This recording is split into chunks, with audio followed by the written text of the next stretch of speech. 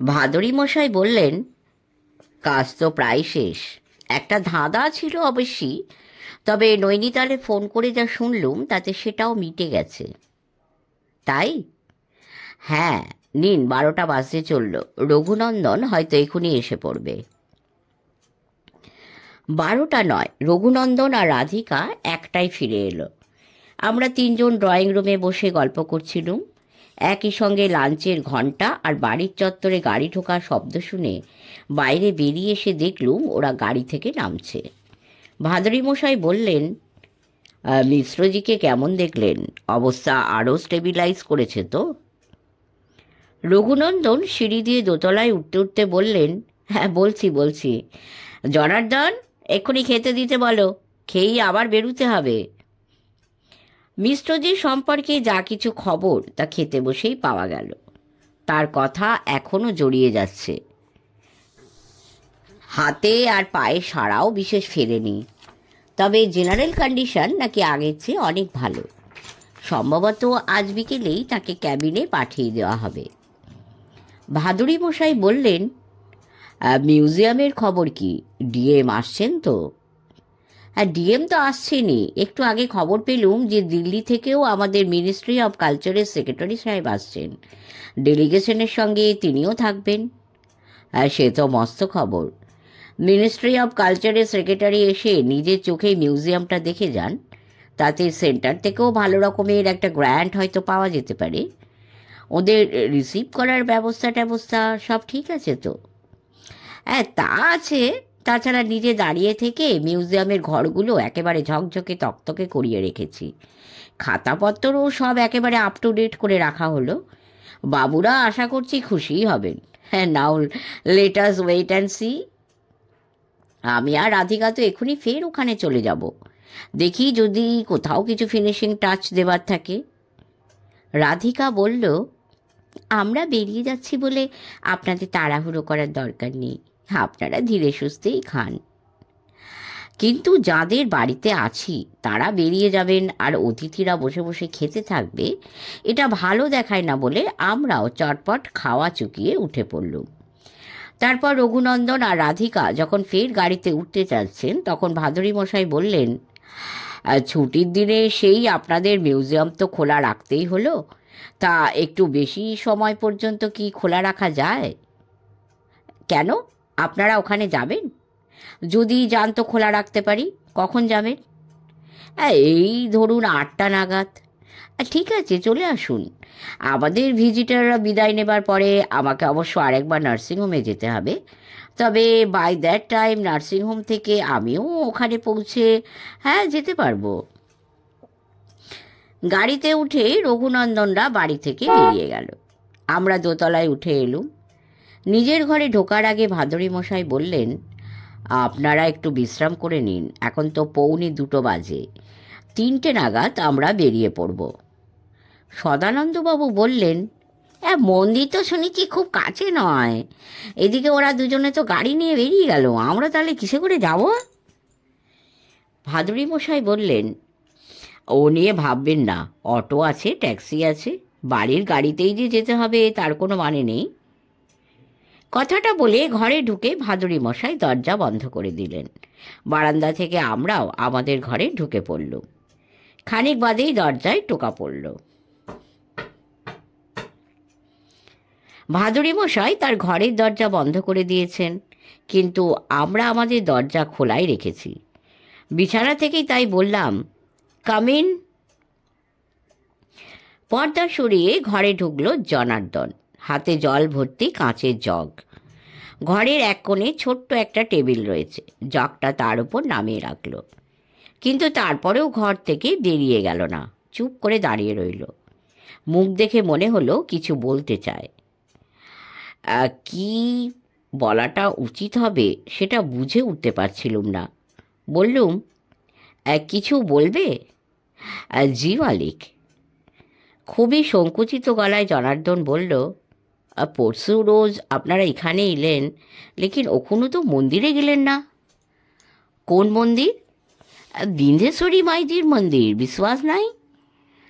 ভেবেছিলুম সদানন্দবাবু বোধহয় ঘুমিয়ে পড়েছেন, কিন্তু না, তিনি ঘুমননি। জনার্দনের প্রশ্ন শুনে বিছানার উপরে উঠে বসে বললেন, হে তা কেন থাকবে না, আলওয়াজ विश्वास আছে। मंदिर में तो अवश्य ही जाएगा, प्रयाग में स्नान भी करेगा। দুটা তো একদিনে হবে না। আগে মন্দিরে যান, মাইজিকে পুজো দিন, বাদে এগরোজ ইলাহাবাদে গিয়ে স্নান করবেন, সেটাই ভালো হবে। আরে মন্দিরে তো আজই যাব, এখন 2টো বাজে, 3টে নাগাদ বেরিয়ে পড়বো ভাবছি। ঠিক আছে, ঘুরে আসুন, রাস্তাটা ভি বহুত বড়িয়া। তাহলে কি 3টার সময় চা দেব? না না, তখন আর চা দিতে হবে না, চা আমরা পথেই কোথাও খেয়ে নেব এখন। রাত কো এখানেই ডিনার করবেন তো? তা তো করবই, 9টার মধ্যেই যখন ফিরে আসছি রাতের খাওয়া তখন আর এখানে খাবো না কেন? তবে হ্যাঁ বাপু, আজ রাত্রিরও মাছের ঝোল রেখো।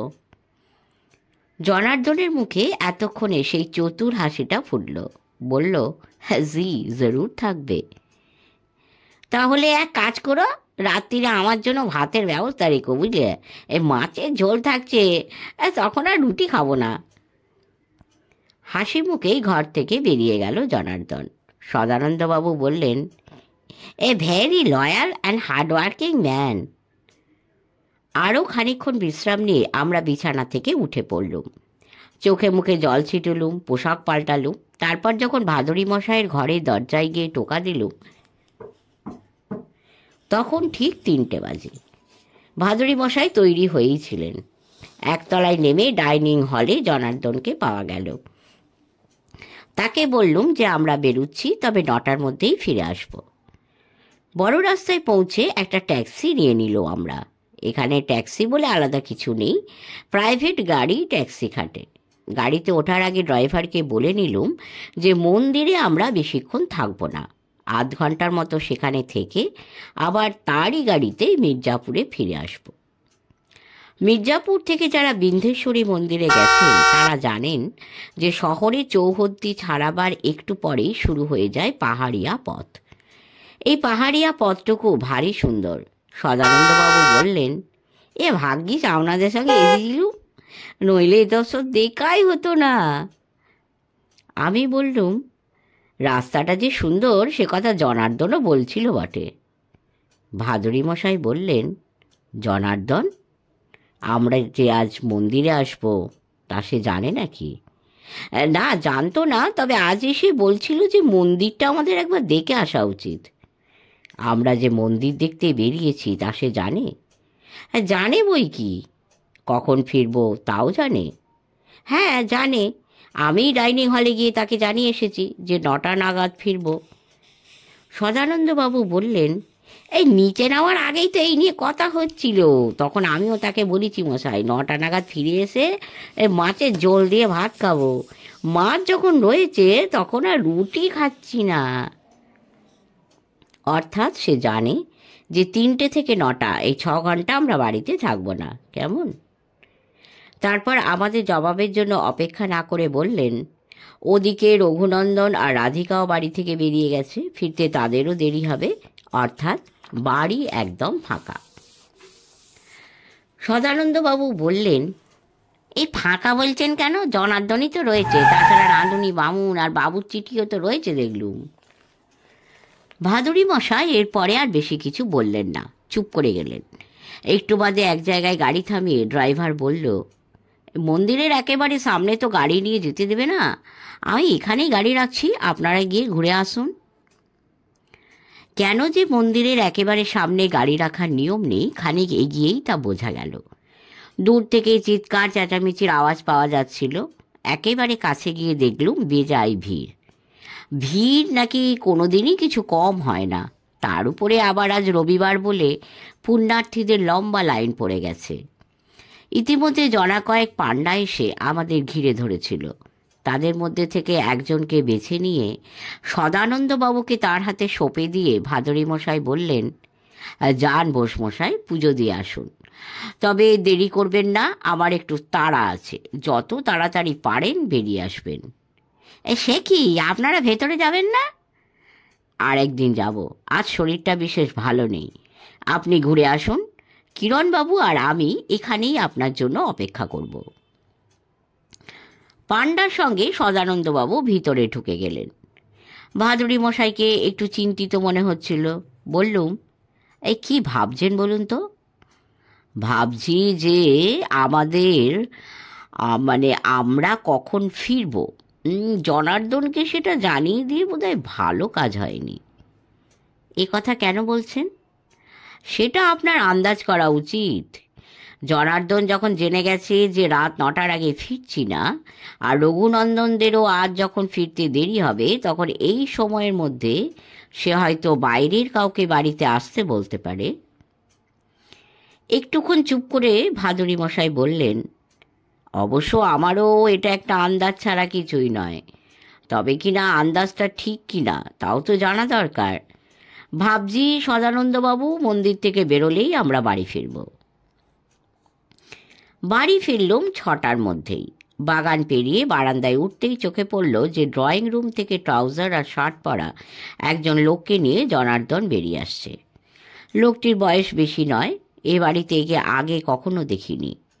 লোকটি একবার চোখ তুলে আমাদের দিকে তাকালো, কিন্তু কিছু বলল না। জনার্দন তাকে গেট পর্যন্ত এগিয়ে দিয়ে ফিরে আসার পর ভাদুড়ি মশাই বললেন, ইনি কে জনার্দন? আমার দেশের লোক, গায়ের খবর নিতে এসেছিল। তো আপনাদের মন্দির দেখা হয়ে গেল? হ্যাঁ, মন্দির দেখেছি, পুজোও দিলুম। এবারে একদিন প্রয়াগে গিয়ে একটা ডুব দিয়ে আসতে হবে, বুঝলে? হ্যাঁ জি। এ চা দিব? হ্যাঁ, চা দিলে তো ভালোই হয়। 7টা নাগাদ আবার তো বেরোতে হবে। কথা বলতে বলতে আমরা দোতলায় উঠে আসছিলাম। সদানন্দবাবু ঘরে ঢুকে গেলেন। ভাদুড়ি মশাই বললেন, দেখলেন তো, আন্দাজটা ঠিকই করেছিল। চা খেতে খেতে ভাদুড়ি মশাইয়ের ঘরে বসে কিছুক্ষণ গল্পগুজব হলো। তারপর 7টা নাগাদ ফের বাড়ি থেকে বেরিয়ে পড়লুম আমরা। আজ রবিবার, তাই বলে সব দোকানে যে বন্ধ তা নয়। সকালবেলা এসটিডি করতে গিয়েই বোঝা গিয়েছিল। ভাদুড়ি মশাই বললেন, গোটা কয়েক বই কিনতে হবে, কিন্তু যে হ্যান্ডব্যাগটা নিয়ে এসেছি তাতে আর কিছু ধরছে না। একটা ব্যাগ কিনতে পারলে ভালো হতো। এই দামি ব্যাগ নয়, চটের হলেও চলবে।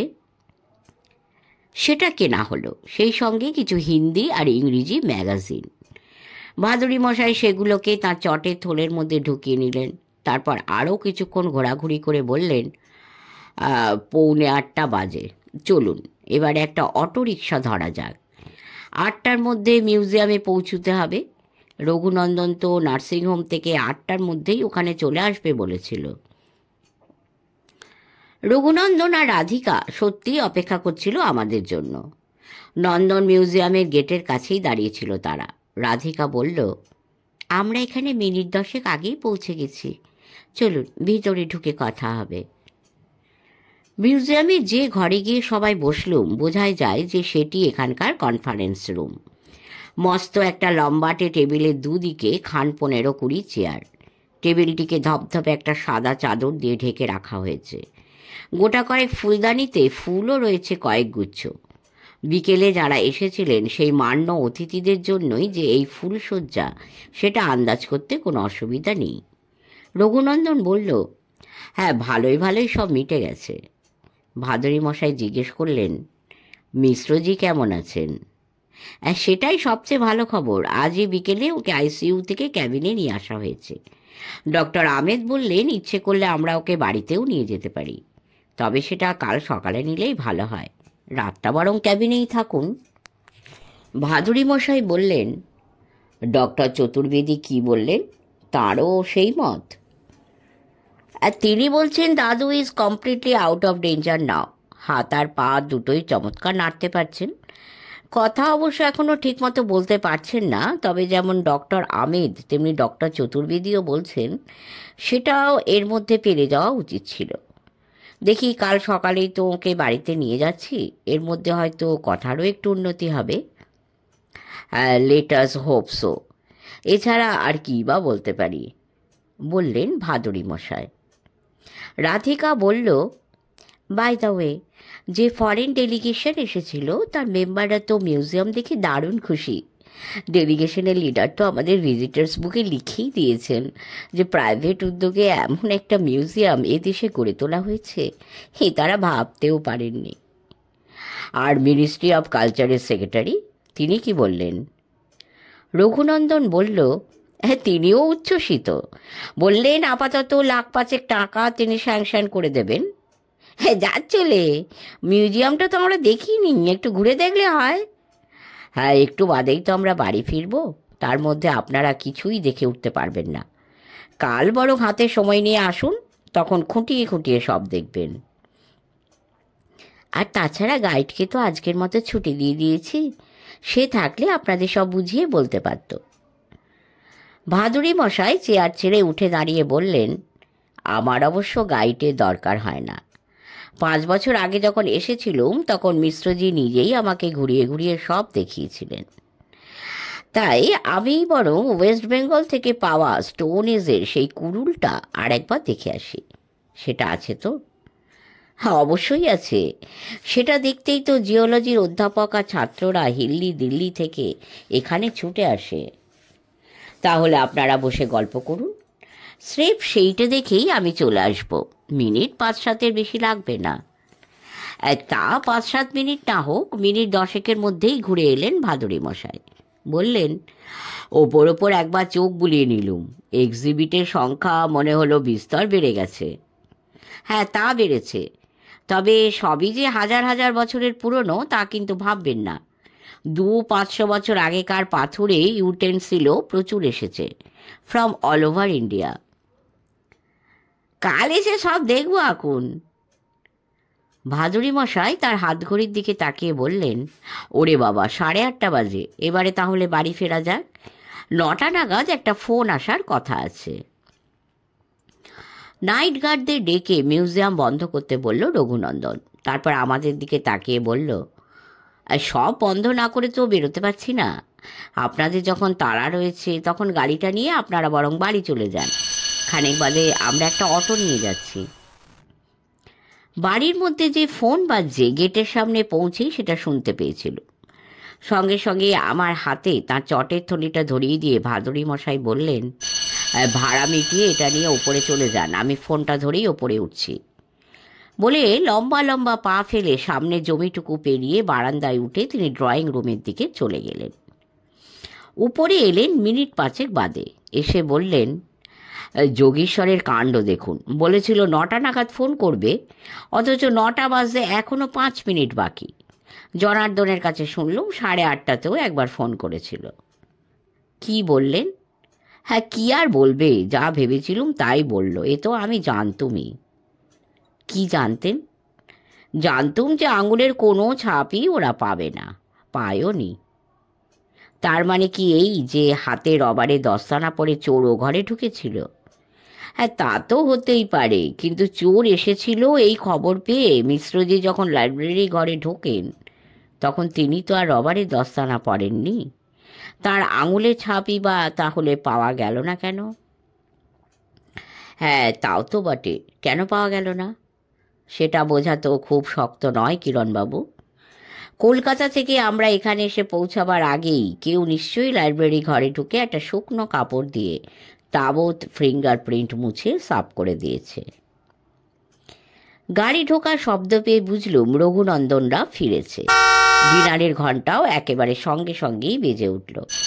ভাদুরী মশাই বললেন, থাক, এখন আর ওসব কথা নয়। রঘুনন্দন আর রাধিকা ওপরে উঠে এলো। রঘুনন্দন বলল, হাত মুখ ধুয়ে পোশাক পাল্টেই আমরা নিচে নামছি, খেতে বসে কথা হবে। কথা শেষ করে রঘুনন্দন তার ঘরের দিকে পা বাড়িয়েছিল, কিন্তু দুপা গিয়েই পিছন ফিরে বলল, ও হ্যাঁ, একটা কথা আপনাদের জানানো হয়নি। মিউজিয়াম থেকে আপনারা চলে আসার পরে ডক্টর চতুর্বেদীকে ফোন করেছিলুম। কেন? মিশ্রজি সম্পর্কে লেটেস্ট খবর জানার জন্যে। হ্যাঁ, তা উনি বললেন কাল সকালেই দাদুকে আমরা বাড়ি নিয়ে আসতে পারি, তাই নিয়ে আসবো। চোখে মুখে জল ছিটিয়ে পোশাক পাল্টে মিনিট 5-7 মধ্যেই নিচে নেমে আমরা ডাইনিং হলে গিয়ে ঢুকলাম। সকলেরই আজ বেশ ধকল গেছে, সম্ভবত সেজন্যই খেতে খেতে আজ আর বিশেষ কথা হলো না। তবে এই কথাটা জানা গেল যে কথা বলতে না পারলেও মিশ্রজির হাত পায়ের সার প্রায় পুরোপুরি ফিরে এসেছে।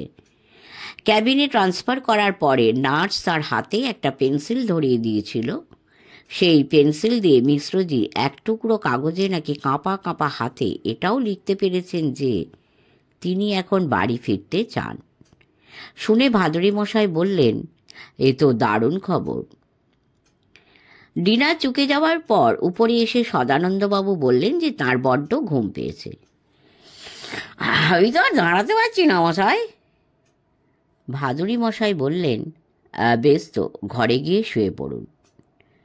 সদানন্দবাবু ঘরে ঢুকে যাওয়ার পর ভাদুড়ি মশাই বললেন, আপনারও ঘুম পেয়েছে নাকি? না না, এত তাড়াতাড়ি কি ঘুমানো যায়? বেশ, তাহলে আমার ঘরে আসুন। দুজনে গিয়ে ভাদুড়ি মশাইয়ের ঘরে ঢুকল। দুটো চারটে মামুলি কথার পরে ভাদুড়ি মশাই বললেন, শুনুন, আপাতত আপনি ও ঘরেই ফিরে যাবেন বটে, কিন্তু খানিক বাদে, এই ধরুন রাত 1টা নাগাদ আপনাকে ফের আমার ঘরে ফিরে আসতে হবে। কেন? অত কথা এখন বলতে পারবো না। শুধু একটা ব্যাপার খেয়াল রাখবেন, সদানন্দবাবু যেন কিচ্ছু টের না পান। দরজাটা একেবারে নিঃশব্দে ভেজিয়ে দিয়ে আসবেন। রেডিয়াম ডায়ালের হাতঘড়ির দিকে তাকিয়ে দেখলুম রাত এখন 1:45 বাজে। সদানন্দবাবু যে অঘরে ঘুমোচ্ছেন এটা বুঝে নিয়ে 1:45টার সময় নিঃশব্দে আমি ভাদুড়ি মশাইয়ের ঘরে চলে আসি। আসার আগে বাইরে থেকে ও ঘরের দরজা ভেজিয়ে দিয়ে এসেছি। ভাদুড়ি মশাই জেগেই ছিলেন। ঘর একেবারে অন্ধকার। আমি যে এসেছি অন্ধকারের মধ্যেই সেটা টের পেয়ে গিয়ে চাপা গলায় বললেন, দরজাটা বন্ধ করবেন না, ভেজানোই থাক। শব্দ টব্দ না করে চুপচাপ আমার ডান দিকে খাটে এসে শুয়ে পড়ুন, তবে ঘুমিয়ে পড়বেন না। ঘুমোবো কি? উত্তেজনায় আমার বুকের মধ্যে ধূপ ধূপ করে শব্দ হচ্ছিল। এই ঘরের কোথায় খাট, কোথায় ওয়ার্ড্রোব, কোথায় চেয়ার, কোথায় টেবিল তা যে জানি না তা নয়, তবে অন্ধকারে সবই কেমন যেন গোলমাল হয়ে যায়। তবু তারই মধ্যে যতটা সম্ভব হুঁশিয়ার হয়ে পা ফেলতে ফেলতে খাট পর্যন্ত এসে পৌঁছানো গেল। সেই থেকে চুপচাপ শুয়ে আছি আর আকাশ পাতাল চিন্তা করে যাচ্ছি।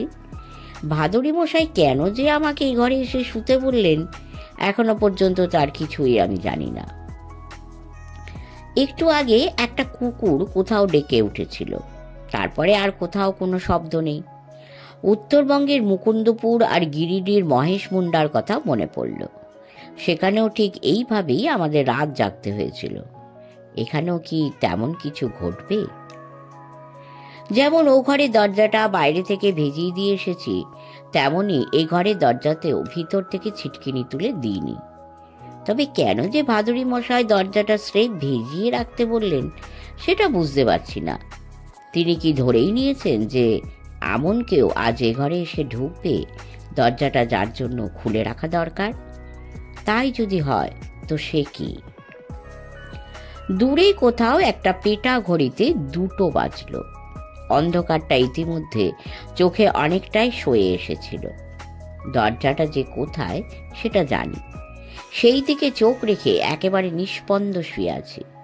বুকের মধ্যে সেই ধূপ ধূপ ধূপ বাজনাটা বেজেই চলেছে।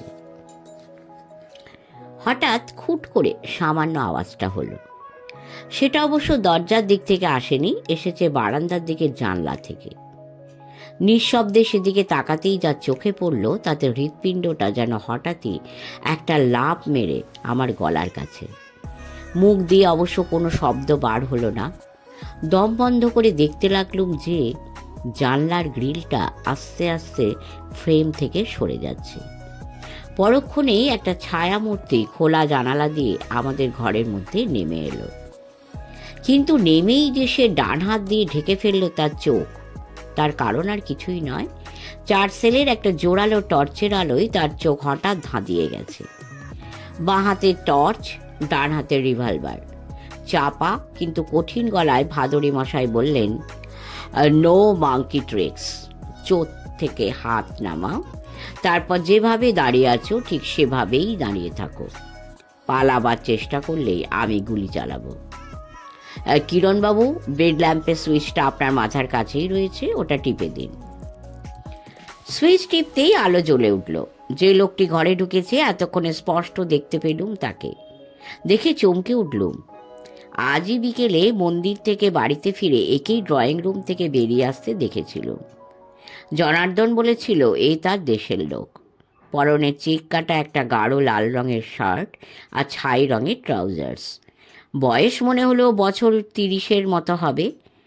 চোখ থেকে হাত সরিয়ে লোকটি বলল, মেহরবানি करके आपकी टर्च बुझा दीजिए, नहीं तो मुझे कुछ भी नजर नहीं आ रहा है। মার্জিত উচ্চারণে কথা বলছে। কেই লোকটি? এর কথার ভঙ্গিতে যে কিঞ্চিত পরিহাসের ছোঁয়া লেগে রয়েছে সেটাও বুঝতে পারছি।